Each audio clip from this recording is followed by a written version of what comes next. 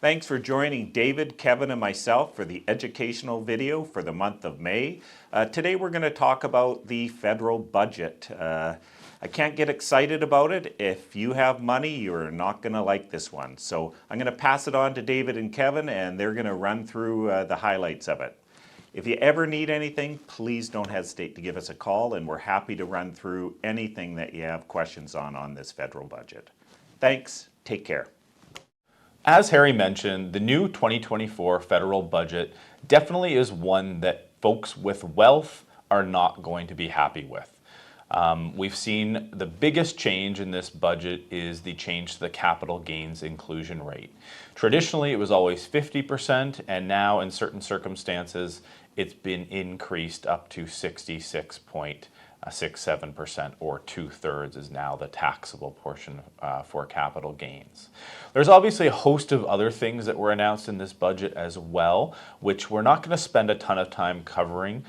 In our opinion, the biggest change for this budget was the change to the capital gains inclusion rate as far as what might be interesting for our clients. There are a couple other things we'll touch on at the end of this video.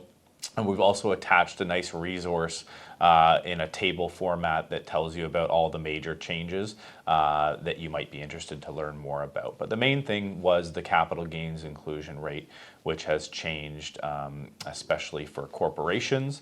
For individuals, it's not going to impact a lot of people because it's only for gains over $250,000 in any given year, where the new higher inclusion rate is going to impact you. So people who may have owned vacation properties for a long time and are now selling them upon death, or maybe transitioning it to a different member in the family, that's definitely going to be a segment of the population that they're clearly going after: landowners, investment property owners. And the other people that they've really gone after in this budget are professionals, business owners, people like dentists, doctors, other business owners who save and invest in their holding companies. Those people are definitely not going to be happy with the change in this budget. So what are the key takeaways, Kevin, as far as the change to the capital gains inclusion rate that folks should be aware of? Well, first off, as David mentioned, the change to the capital gains inclusion rate is not going to affect most Canadians. The bulk of Canadians don't have non-registered investments that will be accruing capital gains in excess of $250,000. They probably don't have a vacation property or a rental property. So this isn't really going to affect them immediately, because you do have that $250,000 a year buffer that you can still trigger capital gains at the 50% inclusion. For corporations, if you invest inside your holding company, your operating company, for professionals like doctors, dentists, this is going to affect you from dollar one. You don't get a $250,000 buffer where you fall under the 50% inclusion rate. That first dollar is, your inclusion rate is 2/3, or 66.67%. For anybody who invests in real estate, if you have a vacation property or a rental property that you've held on to for some time and it's accruing a large capital gain inside of it, this can be a concern for you. And as the deadline approaches, people may wonder, like, should I try to get rid of this ahead of time so that you fall under the 50% inclusion rate? And that is something to possibly consider depending on what your future plans for that property were. But keep in mind, if you try to move that property ahead of the deadline, buyers are aware of what's going on as well. And for them to move up their closing deadline to match what you want, they're likely going to want a discount to do that. Capital gains on death is another place where this may come into play, where if you have an elderly family member who has some non-registered investments that have capital gains inside of them, you may want to possibly start triggering about $250,000 a year so that they stay in that 50% inclusion rate as they get closer to death. Because if they do pass away and their capital gain is larger than $250,000, they will be, anything in excess of that amount would be have the inclusion rate at 66.67%. So David, what are some strategies that people can implement to try to maneuver around this new capital gains inclusion rate? I think the key takeaway for many people to consider when navigating the new capital gains inclusion rate is what is your situation?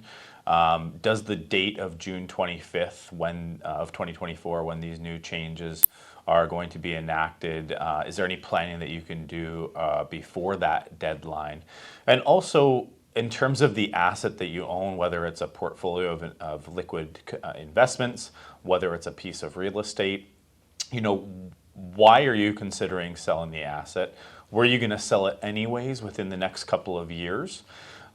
If your time horizon is longer than 4 years, the math probably works out that if your asset, whether it's a piece of real estate, whether it's a investment portfolio, if it's going to compound at about 5% per year, and you don't need to sell that asset, or you weren't planning to sell it for at least 4 years anyways, the deferred compound growth at 5% per year is going to roughly make up for the higher inclusion rate that you might trigger on that asset if you sell it 4, 5, 6, 7 years down the road or longer.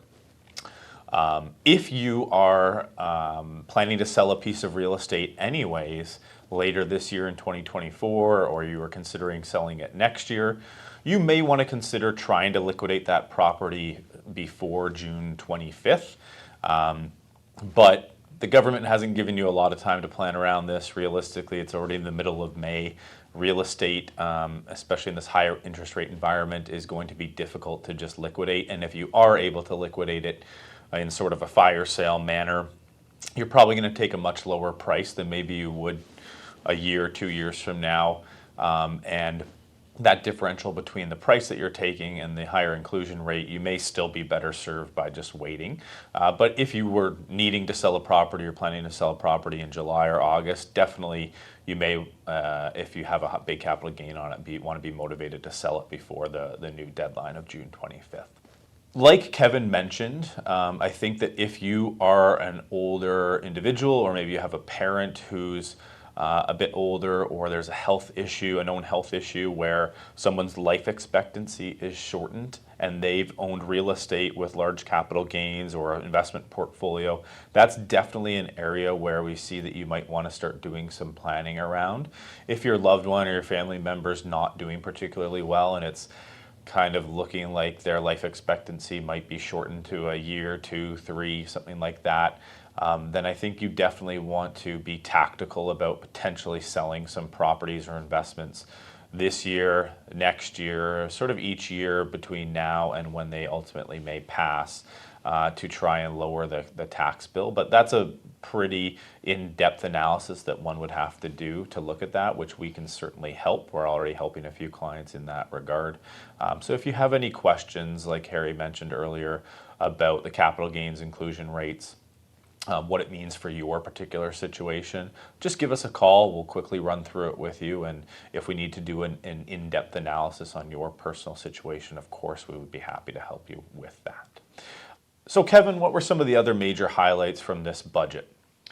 One thing that was not mentioned in the budget was corporate class mutual funds, so they're not directly attacking those. And so we have a lot of investors who hold corporate class mutual funds, and there's no changes to the inclusion rate on that.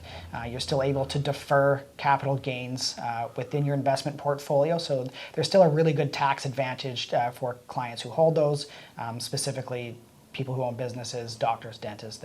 These are still a good option for you. Some other things that were looked at: the lifetime capital gains exemption was increased to $1.25 million, and the homebuyers plan was increased from $35,000 to $60,000, so you can borrow up to $60,000 out of your RSP if you're a first-time homebuyers, and you were given an additional 3 years before you have to start making payments back into your RSP.